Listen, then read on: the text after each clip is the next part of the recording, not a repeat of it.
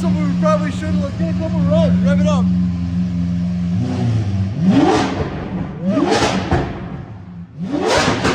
What is up, guys? Welcome back to the channel. In today's video, we're going to be doing something that I've been wanting to do for quite some time now, and that is compare my 2006 Lamborghini Gallardo to a much newer Lamborghini. Let's drive over and check it out. Now, one of the reasons I want to make this video is because, as you guys know, one of my goals for 2025 is to get rid of the Gallardo and upgrade to something like a Huracan. So let's drive over and check this car out. Let's go.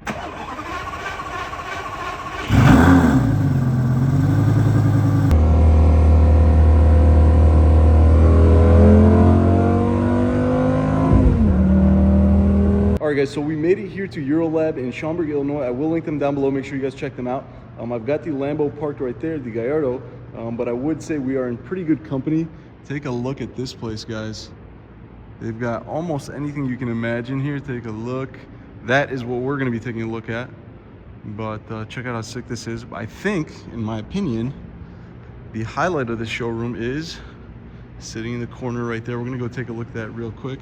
But like I said, all these cars are available for rent. If you guys want to check them out, make sure you check the link below. I love the carbon hood on this C8. It looks super sick. I heard this thing is an absolute animal.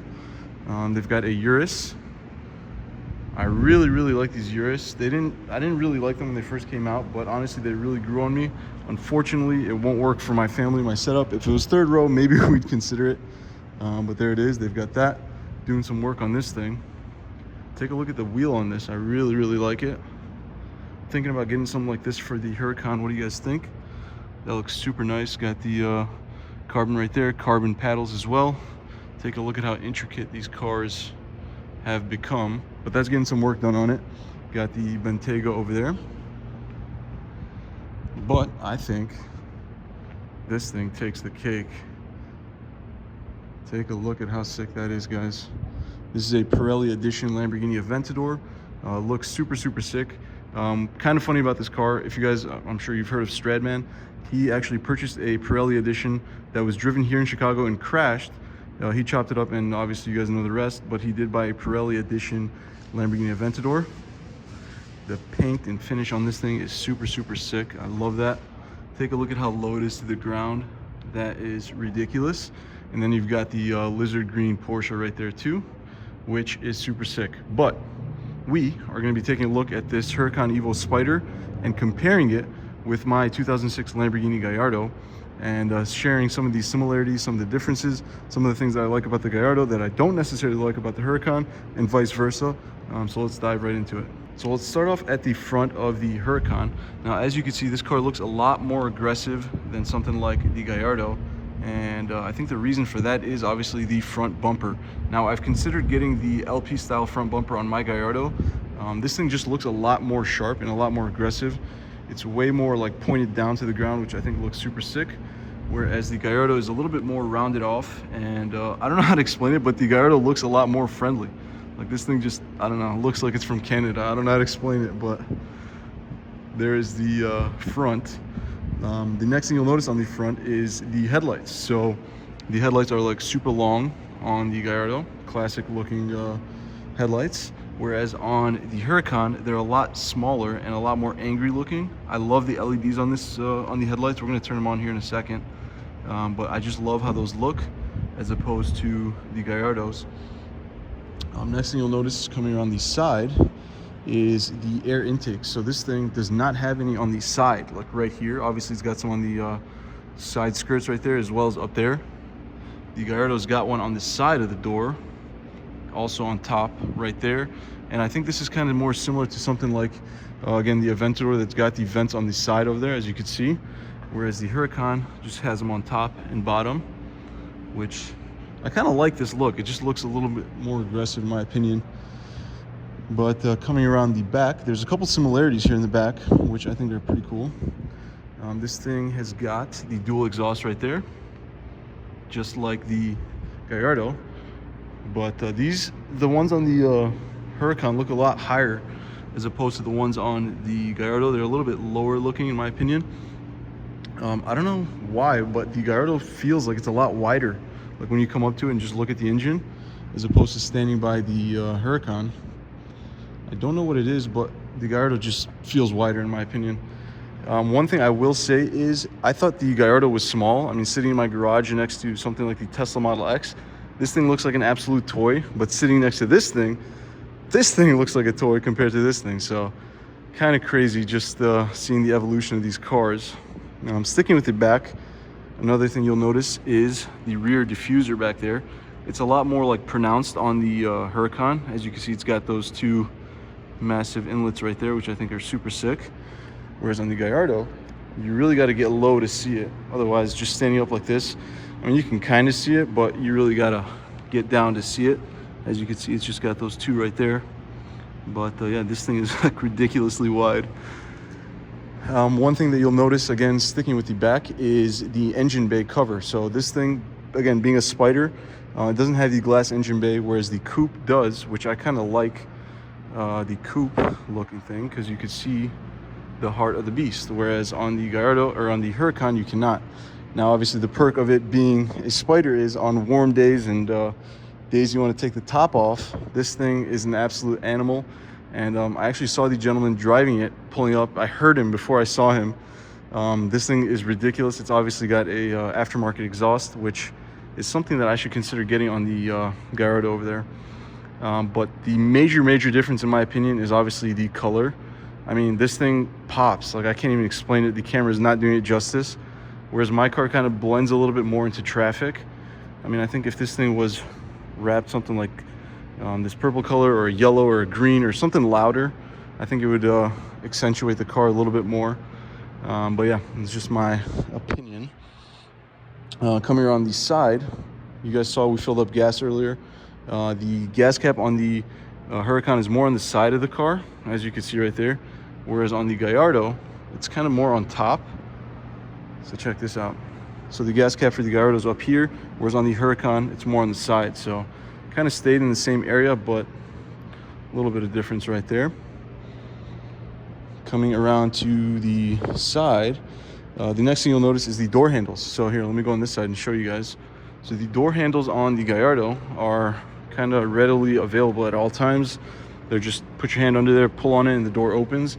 Whereas on the Huracan, if the car's locked, the handles actually go flush with the car. So it's kind of like that Tesla effect right there. They actually like go into the car, whereas when you unlock it, they actually pop out. This part kind of opens up. You pull on it and open on up. So I kind of like that design just because it looks a little bit cleaner. But that is another difference. They've both got that classic like wedge-shaped design that I really like. And partially why I chose something like the Lamborghini as opposed to the Audi R8 that I was considering. But man, this car looks so good. Guys, as I mentioned, the goal is to, at some point in 2025, sell the Gallardo and get something like the Huracan Evo Spider. I'm not, again, a huge fan of the Spider look, but obviously being a rental, the Spider is preferred. But for it being my personal car, I think I would go something like a coupe, Huracan coupe. So there's that. But speaking of exhaust, I did see something over here that I just want to show you guys real quick. Imagine putting something like this in the Huracan. I mean, or in the Gallardo. That thing would absolutely scream. That thing looks super nice. Obviously, that's something that belongs in a V12 like the one in the corner. But yeah, my car definitely needs an exhaust, maybe a wrap. But like I said, if I am planning on selling it, I don't want to do a whole lot to it.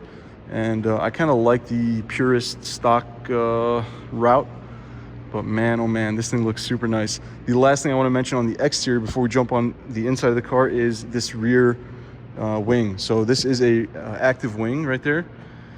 On the Gallardo, this is a little bit more obvious that it's a wing and it moves. Whereas on the Gallardo, it kind of just blends in with the car. But this is an active wing. So I think at about 60 miles an hour, that thing actually pops up and looks super sick in the rearview mirror. So I really like that. Like I said, on the Huracan, it's a little bit more pronounced. It's got like a duck lip. Where on the Gallardo, it's a little bit more built into the car type of thing. Whereas this one, check this out. There's that kind of pops on up like that. So there it is, guys. That is the difference on the exterior that I found. If there's anything that you guys know, let me know down below. Let's jump in the Huracan and see what that's like on the inside. Okay, so let's jump in the Huracan and show you guys what that's like. Now, here's what I was talking about the handle. You actually got to push your finger in, pull on it like that, and check this out. I really like that feature right there. It's something subtle, but I really like that. I don't know if that's available for the Gallardo, if it's like an aftermarket thing. My brother-in-law actually just did that to his Tesla, which I think is pretty sick. But that's the first thing you notice. The next thing you'll notice is this car just feels and looks a lot more modern. Obviously, it's got the Alcantara here, as well as the leather. And you got your door controls here, lock, unlock, and then obviously just the door right there. But check this thing out, guys. Super clean. Let's see what it's like on the inside. All right, so we are in the Huracan now, and the first thing I'll note is this car feels a lot higher than my Gallardo. I don't know why. Looking at it, it looks about the same height, but just sitting in it, it feels like the driving position feels a little bit higher in the Huracan as opposed to the Gallardo. The next thing that's kind of obvious that's different is the screen. And yeah, obviously my car being an 06 doesn't have any screens or anything like that. But this thing's got a screen here as well as a digital dash right there, which I think is super sick. I love the wheel on this thing. Obviously got the Strada, Corsa, and Sport mode right there. But that just feels super nice and aggressive.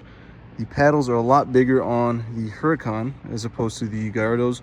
But I like how the Gallardos feel. These are kind of, I don't know if it's like a plastic or what, but the ones on the Gallardo feel and like you can know they're metal just by touching them. Whereas these, they don't feel cheap, but they just don't feel as nice as the Gallardos in my opinion. Moving along, you obviously got the Lambo emblem right there. I don't know why it feels like this car's got a little bit more like headroom in it. I don't know if that's, again, just me or the way I'm sitting or the way the seat's positioned, but it just feels like you got a lot more space in this car. But check out how sick these seats are. Super nice. I love that. Got the engine right behind you right there. Just taking a look at the center console here. Let me get this wire out of the way. But one thing that they became famous for, the Huracans, are the way to start it.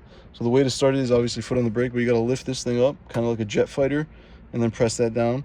Super nice. And you got the reverse, park, and then the manual mode right there, which is super nice. And then you got your soft top controls right there. But overall, I mean, being in here kind of feels similar to the Gallardo. Now, obviously, they are from the same family, so there's a lot of similarities there. Other things to note are both of the doors on the cars open up kind of like a standard door, whereas the Aventador, I mean, they both open up like that. Whereas, like I was saying, on the Aventador, they go up kind of like what a lot of people associate Lamborghini with. As you can see, that Huracan's got the same type of doors. The Urus has the same doors. The Gallardo and the Huracan also have the same doors. But I did hear a rumor that we're going to get a startup on the Aventador, so let's go see if we can get that done. All right, guys, so as promised, we're about to get a cold startup of this Aventador. This thing is like slammed. Look how low it's sitting. That looks super sick. But I'm going to set you guys up here because I heard this thing is like absolutely ridiculously loud. So I'm going to set you guys up right here, and I'm going to go hide over there. Let's go.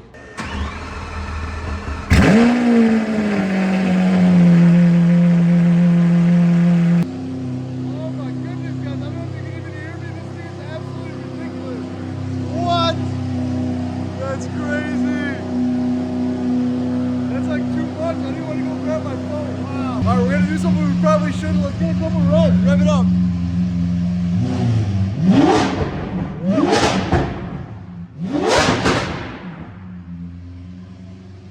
Oh my goodness, dude. That is ridiculous.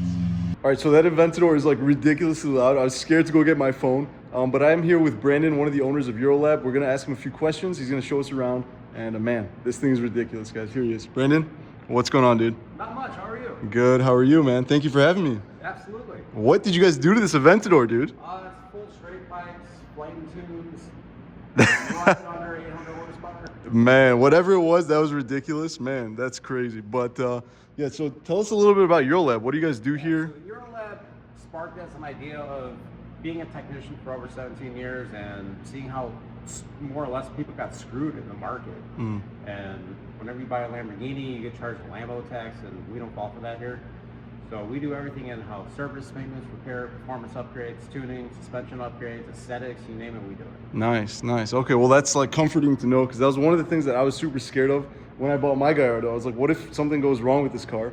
I'm not gonna know where to go, but now obviously I do. Schaumburg, Illinois, EuroLab. Make sure you guys check them out down below. All right, guys, so we made it back home. The Lambo's in the garage. Again, huge shout out to EuroLab. Thank you guys for making that video possible. Guys, check them out down below. I'm gonna link their Instagram and their website. But guys, don't forget, don't be average. Thank you guys so much for watching. I'll see you guys in the next video.